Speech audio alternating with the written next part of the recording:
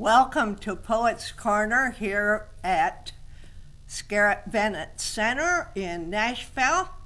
It's a lovely night here, and we're glad to have a few people in the audience, but much more, we're happy that you have joined us on Facebook and later perhaps on YouTube. Our poet tonight is Lana Austin. She's not only a poet, but she writes short stories. She has received numerous awards, which I will not go into, and she teaches writing at the University of Alabama in Huntsville. Let us welcome Lana.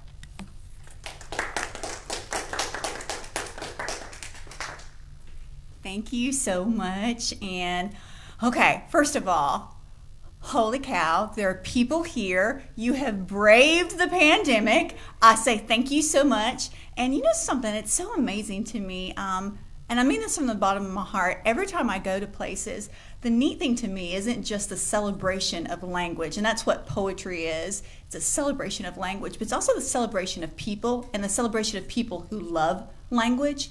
And it's a magical thing because I end up falling in love with the people. And I've already met you all. Clap again so the people who are watching this know that you all are here.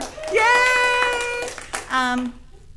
Thank you. I've already had such a great time here. It's a beautiful facility. I hope someday to come back here and more people to come because it's glorious. And I think I've already met some brothers and sisters for life here. So thank you so much for having me. Also, as a preface, I think it's probably going to be very hard for me to stay in this small little area because I'm known for being very expressive, but they promised to kind of like, and get me to stay in this area. So if I do this and I disappear out of frame, they're going to get like upset, and so I can't, so I have to stay here. But it's me, so I'm going to probably wave my hands a lot. Okay. So, I'm going to start with something that's a little bit funny, and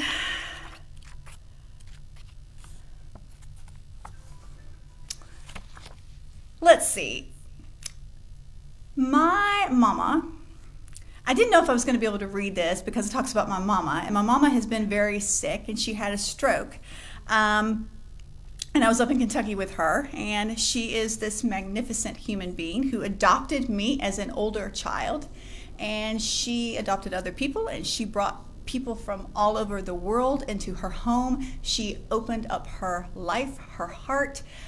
She helped so many people, and she also was an English instructor, and she helped a profusion, a plethora, a cornucopia of people just through that capacity. And to see her diminished in terms of language, it's heartbreaking, but she is tenacious, and I believe she's going to get better. So instead of being sad and not reading this poem, which kind of teases her just a little bit, I decided to go ahead and read this because I believe that my mama is going to continue to get better.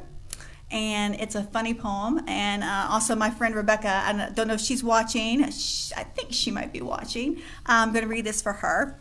So this is called Bury Me in the Barn. And for those who don't know me, I am from a town with no stoplight. I am indeed the orphan foster care girl from the town with no stoplight. And I like things like cows and barns. And I write a lot about that kind of rural paradigm. So this is called Bury Me in the Barn. Okay. When I die, bury me in the barn.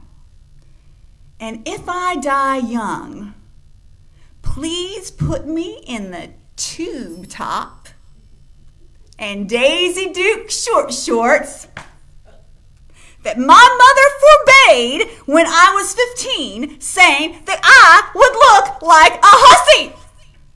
But Mama,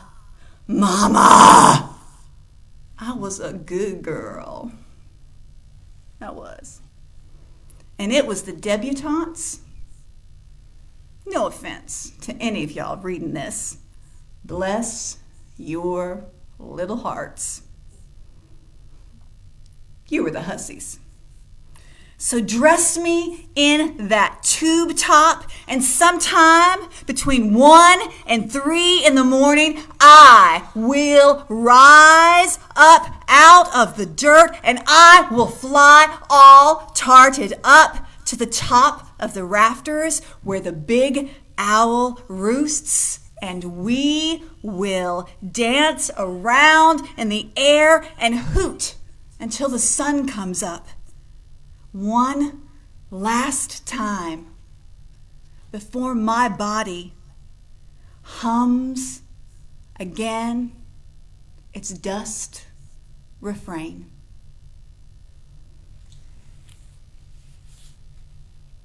Thank you. I was not a hussy.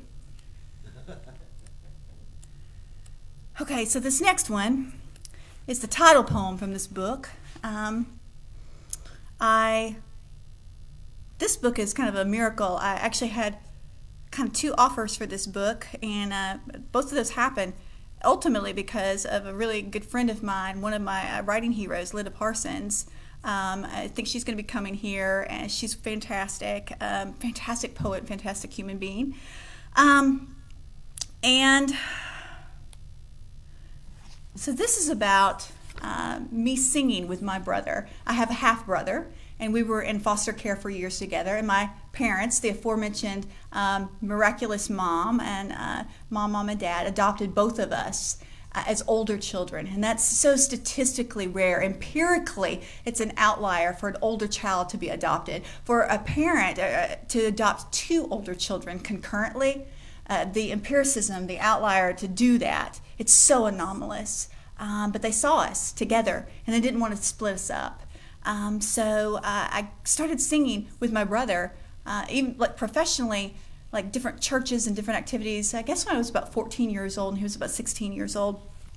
But we sang a lot as children, and there's something magical that happens when you sing with someone that at the genetic core, your voice boxes kind of resonate at the same kind of frequency. It's like a genetic thing. It's like the structural components of your voice box have something that has a commonality. It's just a structural commonality. And you'll hear it in a lot of old-time harmony in churches and things like that. So I grew up singing with my brother like that. And even though he was my half-brother, you could distinctly tell that we were related. And so this is about singing with my brother. It's also about understanding the commonality where we got that from, which was our biological mother. We had different fathers, but we had the same mother. And I had fond memories of her. She was an alcoholic, but I had fond, beautiful memories of her, a good person with a lot of struggles. So the music came from her. So this is about my brother and about my mom, and it's called Blood Harmony, and it's the title poem. A single larynx halved. That's how I perceived it when I sang with my half-brother, same mother, long gone. She is where it came from. Our ability to blend unique notes in a chord, but still one voice. His tenor, a ginger effervescence. And my aubergine alto painting what felt like caverns, deep undertones, and heavier hues, our voices fused, even in measures where one grew more dominant on lead and the other receded, growing hybrid harmony, a hymn shifting. We were rivulets divined from a vast river, creek, brook, stream. We're water from the same source. always water from the same source.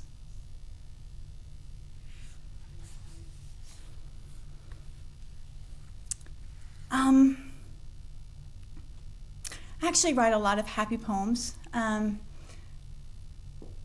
think that to some people that's kind of like oxymoronic to write a happy poem, and I write a lot of celebratory poems, but poems are snapshots of life, at least the way that I do it, and so of course that's going to incorporate facets of grief, facets of the pragmatic, what's real, what's really happened. It's how we process things. So that was the before with my brother. My brother is a wonderful human being, but like we all do, he has struggled. This is just a little snapshot of one part of his process. It's not the totality of his existence. It's just one part of the arduous aspect of his life. I love him very much. It's also for Ricky Skaggs, and I don't know if you've ever watched bluegrass. I actually like a massively eclectic range of music. Like I love blues and I love jazz, and some people will hear the word bluegrass and they'll be like, no, bluegrass, anything but bluegrass, no. And I'm like, please, just give it a chance. Watch it. Even if you turn off the sound, watch their hands. Watch Ricky Skaggs. Turn off the sound. Watch his hands. Watch his fingers. Watch them. So this is about my brother, but it also celebrates Ricky Skaggs. So it's kind of dichotomous in that it's a celebration while it's also very sad. It's called Amulet of Sound for Ricky Skaggs. Your hands become hummingbirds, flitting into a blur as your body shelters not just a mandolin, but an amulet of sound. Your fingers usher me through aural catacombs, resplendent caverns of song that defy dark, until I have forgotten that my brother has forgotten how to sing. His memory, now immured, his drunk tongue entombed.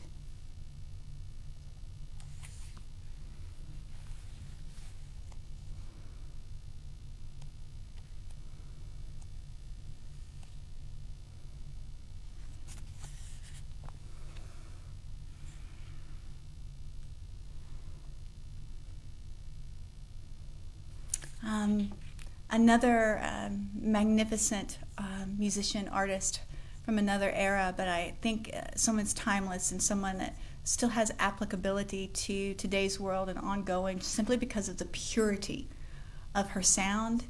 And I think her heart comes through. And you ever meet someone or hear someone speak or sing, and you know, like even with just 5 minutes, you know in your heart that they're not doing it for attention. They're doing it because they feel it, they believe it, and their artistry is who they are. It's not for money or fame.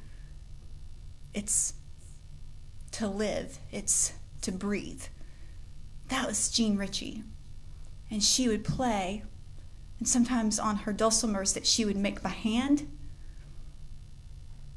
in like eastern rural Kentucky, where my biological family's from, and actually my adopted family too originally.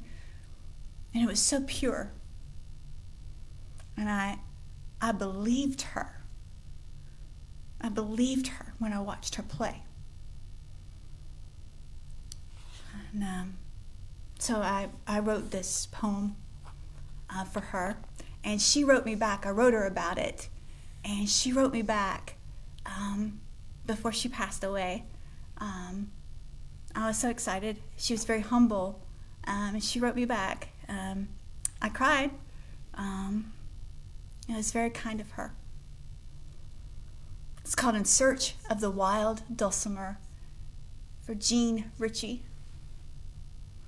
I need something pure, with both a newborn and a dying woman's cry,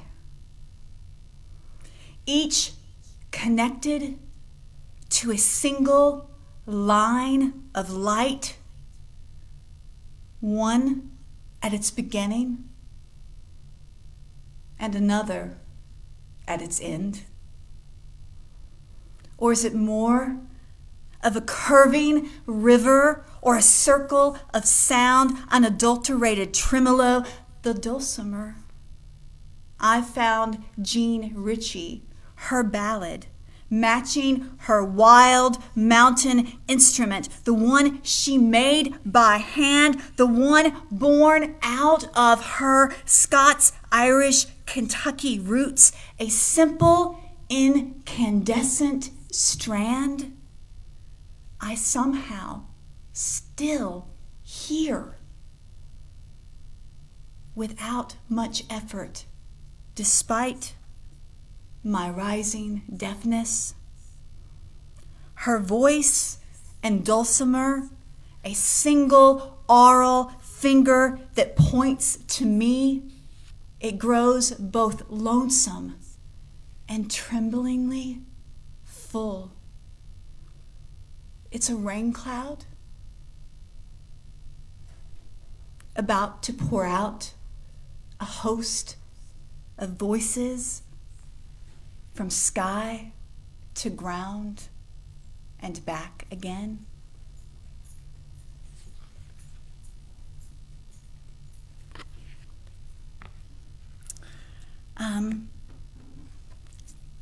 Thank you so much for coming. You're welcome. I'm going to read some new pieces and some new things, some stuff from Like Light, Like Music, and from my next work in progress called Origin Story. So I have a couple of things here. Some of these characters, some of these are real people, some of these are constructs. I continue to search my history, trying to find where I come from. And some of these have made it into fiction. Some of these are, well, I'll just read them. So these are like prose poem-esque that became snippets of poems that later became part of the novel, if that makes any sense. So I write prose poems also. And you'll recognize some of this because it has some of the same language as Blood Harmony.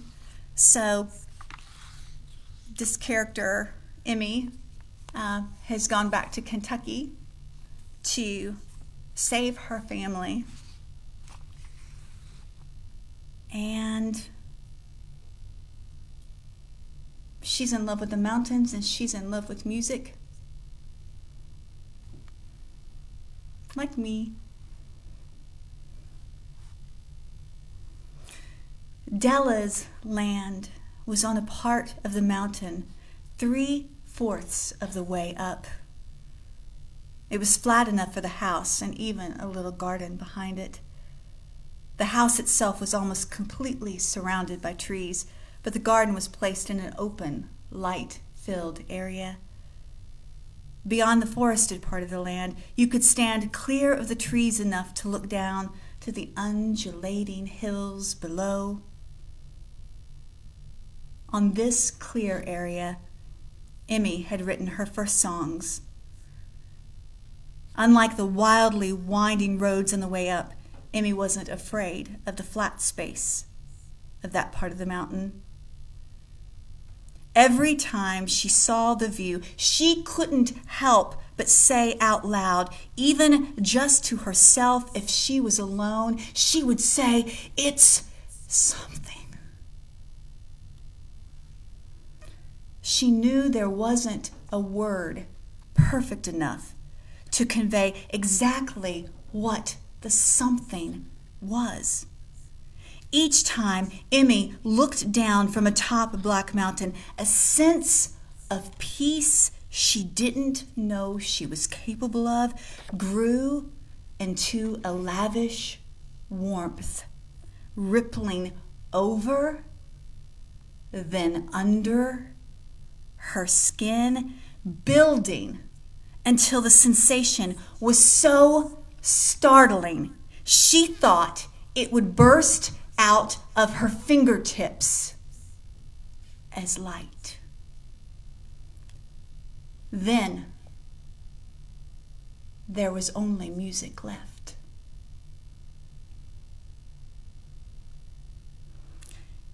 Emmy would start to sing the cuckoo, the tune sounding more ancient as it echoed around the mountains. When she started with the lines, "The cuckoo, she's a pretty bird, she sings as she flies. She bringeth us good tidings, she telleth us no lies," Emmy sang tentatively. But as she got to her favorite part, "Going to build me a log cabin on a mountain so high," Emmy sang so powerfully that when the words echoed back, they nearly knocked her over. Whoever was with her would join in. If she was alone, she'd just sing louder. She never had to wait for her mountain gift. When she saw that view, Emmy started singing on her own first, and she sang until the song wasn't only coming from her, it was her.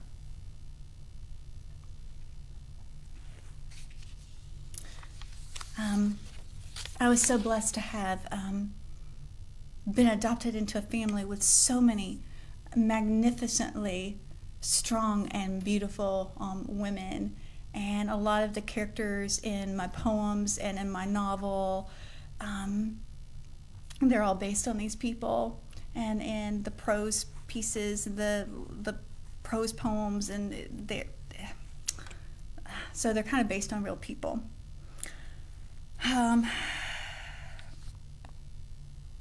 Okay, here's some of them. They're all sitting on a porch. They're all sitting on a porch. And there's power when a bunch of powerful, magnificent women are sitting on a porch and they start singing. At least where I grew up. Fee and Deirdre sat in a swing. Maddie climbed back up into her grandmother's lap, and Kelly sat on the top porch, while Emmy, she took the bottom one. And for several minutes, none of them said anything. They looked out across the farm as the color touching everything changed and changed again, moving through many versions of gold and copper into blues and violets. Off in the distance, barely visible through the patch of trees around the house, they could hear the Red River. Its sound grew deeper, changing along with the light as the sun set. Before her mountain gift could bring its own music, Emmy heard her aunt start singing. Fee's voice was not joyful, nor was it melancholy. To Emmy, it sounded like pure time. Something moving forward honestly and endlessly. Fee sang the beginning line, "Shall we gather at the river?" Then she repeated it until everyone on the porch but Maddie was singing. And when they reached the refrains, "Yes, yes, we'll gather at the river, the beautiful river," they broke into a harmony so expansive that Emmy touched the ground to see if it was trembling. Emmy believed the song they were singing came up out of the earth, then moved into and out of the women until it was flung back again into the ground, again and again, a circle of sound, a hallowed hoop connecting the women to the farm, the women to the farm, the women to the farm, the women to the farm.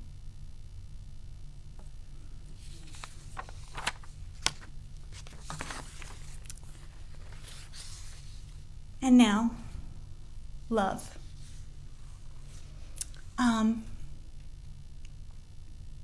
I was working on edits for this, and one of my editors wanted more of this character called Aiden. And at first I wanted only women, because as you've heard, these characters and so much of this is about women, sometimes about my brother, but so much women, and it's, I'm like, well, the women, and that's still true, very much so. But Aiden, the character of Aiden, there needed to be more Aiden.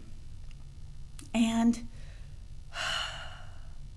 when I started, I thought it was going to be difficult. It was not, because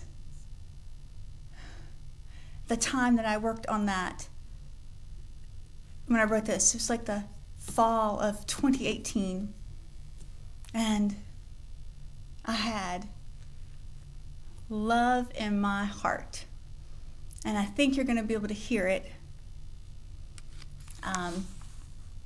in this, because I think I put it into this character.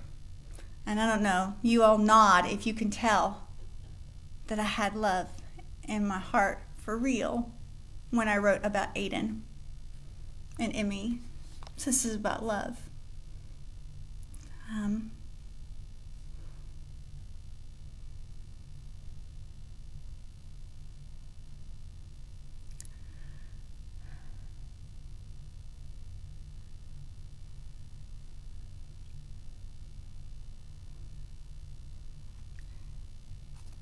Aiden leaned over and touched Emmy's cheek with his hand. And even though it was the first time he'd done such a thing, Emmy would have sworn that her face held the memory of Aiden's touch, that her skin somehow had been lonely for his fingers to return. Emmy wondered if he felt the same way. She wanted to kiss him on the cheek, hoping that her lips felt like something Aiden needed to remember. So she leaned over and pressed her mouth to his face, and her lips and his skin, oh, her lips and his skin, they belonged together. They needed to come back home with one another. Emmy felt an urge. a desire so intense. It was as if it was a song from deep inside her that needed to be sung for the whole world to hear. That's how much she needed to kiss Aiden. But Emmy didn't dare make things more complicated than they already were. So she had to settle for that one single kiss on the cheek, and it, with all of its power, became a living thing between them, so alive and such a force that it seemed to lift Emmy and Aiden up.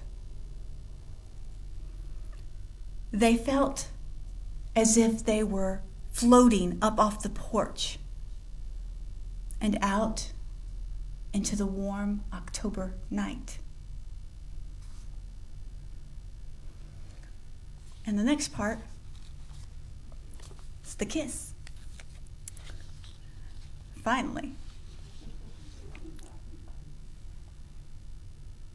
Aiden pulled the truck over. And Emmy and Aiden didn't so much kiss as they touched in a way that was profoundly inevitable. It was dark, but Emmy had the sensation that if she opened her eyes, she'd see light darting all around the truck, in between their lips, all over their faces, coming off of their eyelashes, and in the tiniest fraction of space separating their bodies that were pressed up so hard against each other. Emmy kept kissing Aiden with her eyes closed and imagined that the light moving inside the truck jumped out the windows, through the places in the door cracks that weren't tightly sealed, and through the exhaust pipe, endlessly flickering streaks of light moving beyond Emmy and Aiden, beyond the truck, and up to join the night sky.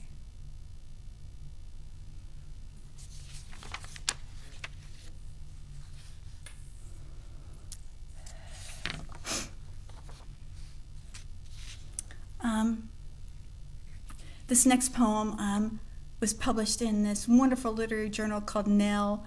It publishes, I'm pretty sure, exclusively women, and it's out of Birmingham, Alabama. It's wonderful. Shout out to the fantastic editor, Lauren, and the whole staff there. I respect them all so much. I was so grateful that they took this, and this is part of a whole series called Origin Story, and I think that's probably the title of my next book. I'm still trying to finish it. And like comic books, the characters have origin stories. So I've been trying to figure out mine, and searching my genetic history, and so in this case, in comic books, people sometimes have like fatal flaws. Sometimes they are superheroes and they can do magical things. A lot of times they're orphans, like me. All kinds of things like that. So this, after a particularly difficult time in my life, I realized that I had gone through a series of surgeries, and one of my surgery sisters had passed away, and I had the supreme honor of being asked to be in the room when they took her off life support. And my novel that's coming out on August 1st is like dedicated to Ashley. It was such an honor to be in that room with her when she passed away. But it forever changed me. But who are you on the other side of that? When you suffer so much loss, back to back to back to back, who are you? And I'm a very, very joyful person. I'm tenaciously joyful. I'm optimistic.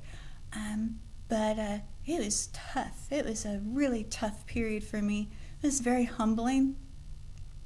And so I was changed. So I wanted to know who I was after that. And I realized I was still this joyful person. And I was this person that could, I don't know, sometimes still feel like I could fly. And so this came out. Forewarning, it's a little PG-13. So if you want to cover your ears, and I might turn really red. I'm very Scots-Irish, and so I'll turn a little red. It's a little PG-13. But it's all, about love and living. And I'm very alive today and very hopeful about my life and very grateful. Very grateful. So this poem's called Origin Story, Flying Lessons. Because this is how I felt like I learned how to fly. The bird hallelujahs itself up above the nature preserve across from my house, and I believe I can hear each wing push against not just air, but something more, like joy. And the trees, as if finally setting their desire free, like when I said, you absolutely must spend more time on my nipples. Quiver, expectantly. Beneath all this commotion, even in winter with the bones of the things licked clean, or in summer when every leaf shimmies in time to the constant throng above with the hawks, herons, and even simple robins, knowing they are part of a living mystery. The sky, which is both home and not home to everything that takes flight, including me, since I'm awake now, intensely alive as I lift off from the ground, all of me, leaping wildly into the new.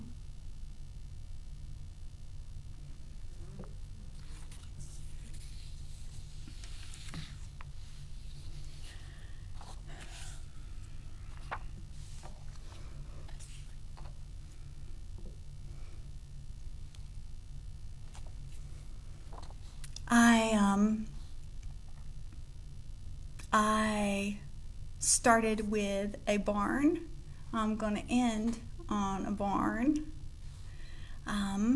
Do I have time for one more? Is that okay? One more? Okay.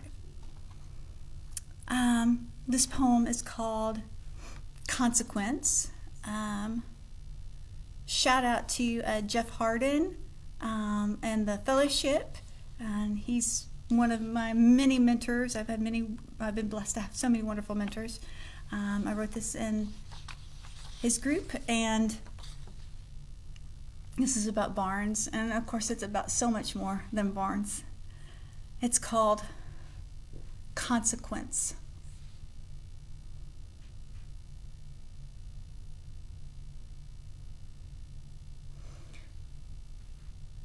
If you tell me to write something of consequence, I will offer the word barn. The memory of one barn that probably still is every barn, where the massive beams at the top could just as easily have graced any cathedral, and where the rafters splintered the light that poured through the holes in the weathered wood, and how through one particular hole I witnessed a hawk fly past, and I swear it held my soul. And where the cow shit, in all its shit glory, still wafted through the walls because of more holes in the maimed wood, where it used to be painted white but rubbed down to hoary gray, boards scarred and pocked by time. Yes, time. Time was in the barn. Time was the barn. I name the barn time. And the hay. Oh, the hay. It itched and it stabbed and somehow still formed a soft blanket for my body. And the hawk came back and I could see it. I could see it through the hole in the roof, past the rafters where the light danced. And it formed endless, dizzying colors. How could it do that? How could it do that? How could the wood become a prism? But there they were, all those hues fanned out across my body. And then the sound I'd been waiting for came. The wind pulsed through the holes in the wood, lifted up the hay, some maelstrom moving all around me, and I sat up and listened to how air gets fractured as it moves through minuscule spaces. And I knew the wind knew me, knew how I moved through my days, squeezing into places that were difficult, fighting to get through, changing myself, compressed, hollowed out. And even now, when I think of that barn, I remember things of consequence. And I can whisper the story of light and hawks and wood and bodies and glorious cow shit, and how the barn is named time, and how still today the wind, it knows me, and it always calls me by my name. Thank you so much.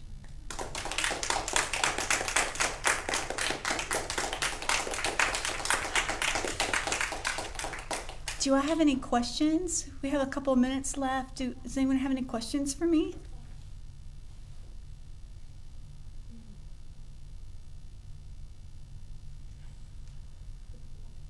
Okay, thank you all. Thank you all from the bottom of my heart. Thank you so, so much. Bye. Bye. And people watching, thank you. Thank you.